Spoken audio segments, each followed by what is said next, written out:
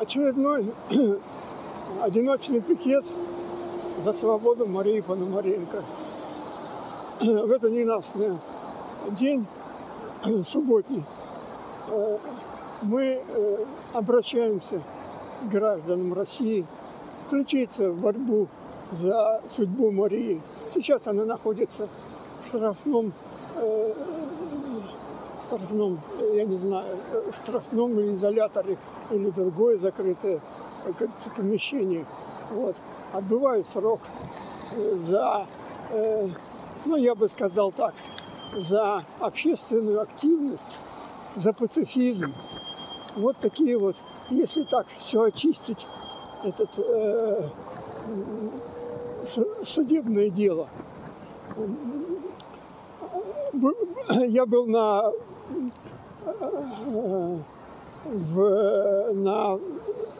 заключительном заседании судебном, где оглашали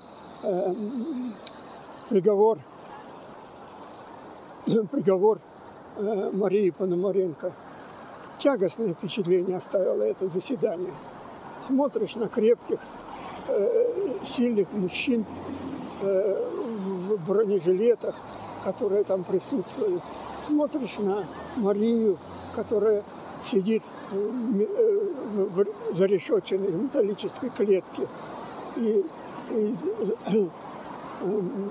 выслушивает этот приговор.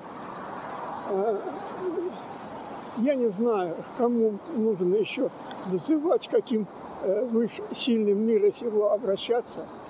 Даже такая дикая мысль приходит писать Дональду Трампу письмо, чтобы он заодно с попытками освободить Мари Ле Пен во Франции позаботился бы и о нашей Марии. Вот. Но я не знаю, как будет трансформироваться судебная система, но хотелось бы надеяться, что графа политических заключенных вообще исчезнет из Уголовного кодекса. Ну, будем бороться.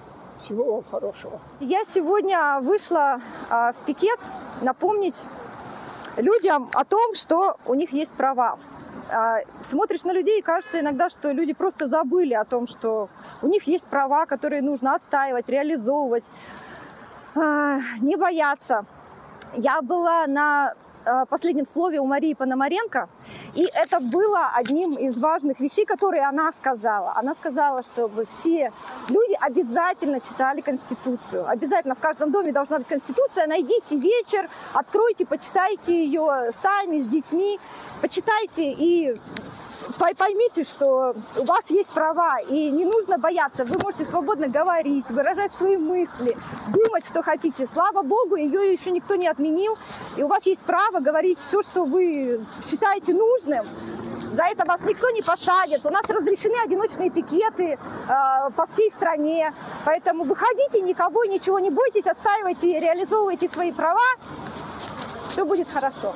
Это насколько надо довести человека, да, унизить честь и достоинство, чтобы мать двоих детей выходила на площадь с пикетом, доказывать свою правоту, законную правоту. И никто почему-то никого не интересует, что вот я стою напротив Центрального банка. А запросите-ка у любого другого банка, если у них в генеральных лицензиях такой пункт, как выдача кредитования физлицам или на ипотеку.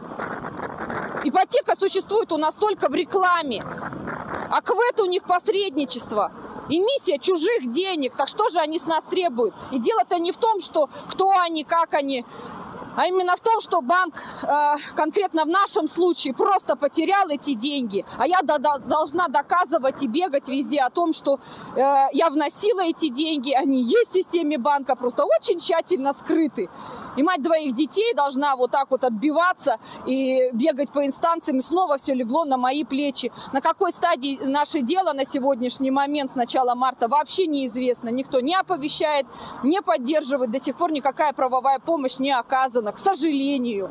Ну, народ, я вас призываю присоединиться, найти меня, давайте объединяться, потому что эта ситуация касается каждого. Каждый на сегодняшний момент может оказаться в такой ситуации, наистрашнейшей.